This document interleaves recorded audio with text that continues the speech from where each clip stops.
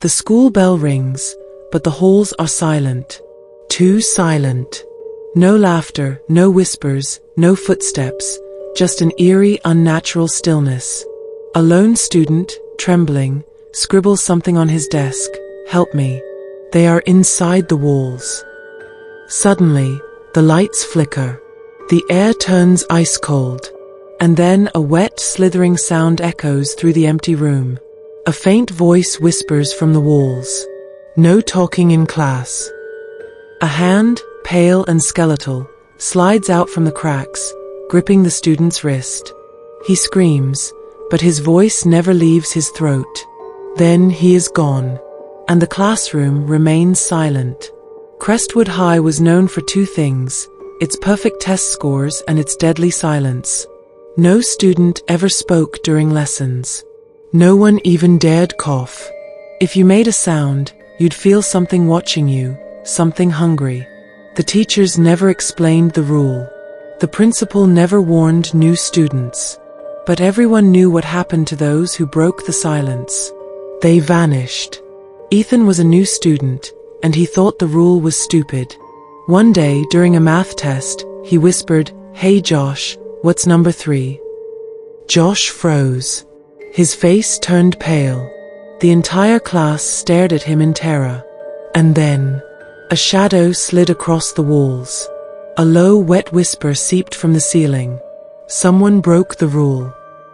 The fluorescent lights flickered violently. The air turned thick and heavy. And Josh screamed. His body convulsed, his eyes widened in pure horror, and before Ethan could move, he was dragged into the wall.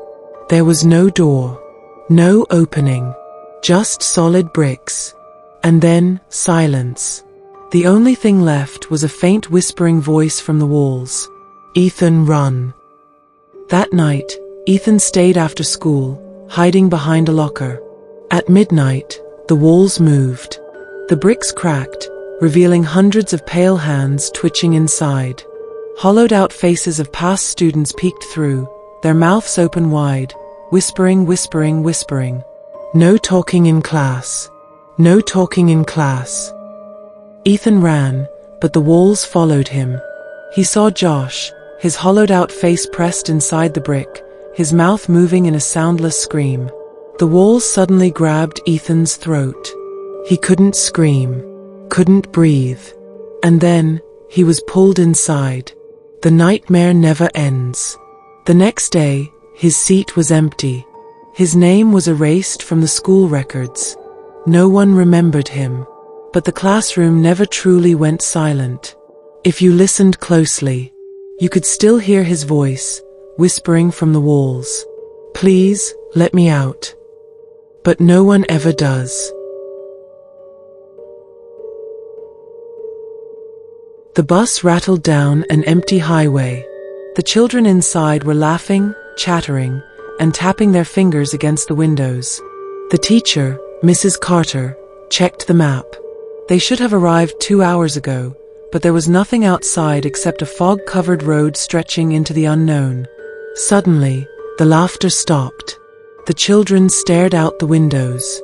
Beyond the fog stood an old town, but something was wrong. The houses were rotting, their windows shattered. The street lamps were twisted like melted wax.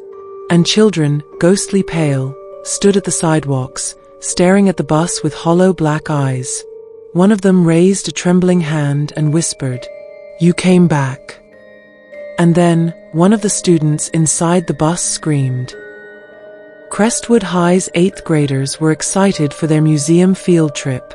The day started normally, kids joking, teachers trying to keep them in order. But the bus driver? He wasn't normal. He never spoke. He never blinked. And he never took his hands off the wheel, even when the road was empty for miles. An hour passed. Then 2. Mrs. Carter frowned. "Driver, are we lost?" The driver's hands tightened on the wheel. "We're almost there," he murmured. His voice was wrong, like it was being forced through someone else's throat. And then, the road changed. The trees outside shriveled into twisted black skeletons. The sky darkened into a shade of deep, blood-like red. A sign appeared through the mist. "Welcome to Black Hollow." But Black Hollow wasn't on any map. Because Black Hollow had vanished in 1952. The bus came to a sudden stop. Outside, ghostly children stood in the cracked streets. They wore torn school uniforms, soaked in dirt and dried blood. Their mouths moved soundlessly. And then, one of them grinned. "They're here," he whispered. The ghostly children ran to the bus. "We need replacements." Their hands pressed against the windows, leaving behind handprints of black, oozing slime. The bus doors creaked open on their own. And before Mrs. Carter could react, 3 students were pulled out. Their screams were swallowed by the fog. And then, they were gone. But 3 new children, ones no one recognized, stepped onto the bus. They looked like normal students. But their eyes were hollow. And they smiled too wide. Mrs. Carter yelled at the driver, "We need to leave. Now." The driver didn't move. His head twisted at an unnatural angle, his face now stretched into something inhuman. "We don't leave Black Hollow." The bus lurched forward on its own. It drove deeper into the town that shouldn't exist. And outside, more ghostly children followed. Their whispers grew louder until the air felt thick and heavy. "Stay with us. Stay forever."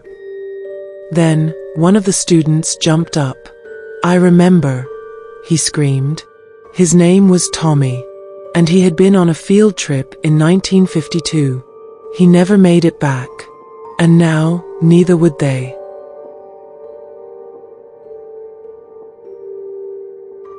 The class sat in silence, staring at the new substitute teacher. She was strange. Her skin was too smooth, her voice was too soft, and when she moved, it was too perfect, like a puppet on invisible strings. Then, Ava noticed something horrifying. The teacher was standing directly under the bright classroom light. But she had no shadow. Ava nudged her best friend, Jason, and whispered, "Look. She doesn't have a..." Jason's hand shot up. "Miss, Ava is talking." The teacher smiled, and Ava felt something cold wrap around her throat. She tried to scream, but no sound came out. The last thing she saw was the teacher tilting her head too far, her smile stretching too wide. And then, Ava vanished. Her desk was empty. Her name was erased from the attendance list. And Jason? Jason was still smiling. When Miss Delacroix walked into Crestwood High, everyone assumed she was just another substitute. The principal introduced her as a temporary replacement for Mr. Holloway, their old literature teacher who had mysteriously gone missing. No one questioned it, until they realized something was terribly wrong. The strange rules of Miss Delacroix. Always participate in class. Never disobey her instructions. Never question her. The students thought she was strict, until they noticed something horrifying. Every student who refused to follow along in her lessons vanished. Their desks? Gone. Their names? Erased. Their memories? Wiped from everyone's minds. Except for one student. Ava. She remembered. She saw the seats go empty, the names disappear, and the students fade from existence. And she realized something chilling. The teacher wasn't teaching them. She was collecting them. One evening, Ava snuck into the school. The lights in Miss Delacroix's classroom were still on. But when she peeked inside, her blood turned to ice. The missing students were still there. They sat perfectly still, their faces expressionless, their eyes wide and blank. Miss Delacroix stood at the front, writing on the chalkboard. The lesson had no end. They had been trapped there for days. And then, Miss Delacroix turned. Her eyes met Ava's. Her face snapped into a wide, unnatural grin. And in that instant, Ava knew she was next. Ava tried to run. The classroom door slammed shut. The windows vanished. Miss Delacroix floated toward her, her feet hovering above the floor. "You're such a bright student, Ava."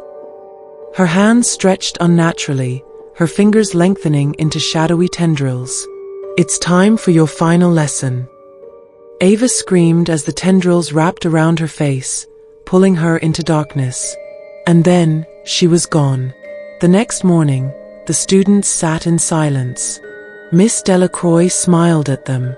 "Let's begin." And at the back of the room, a new student sat among them.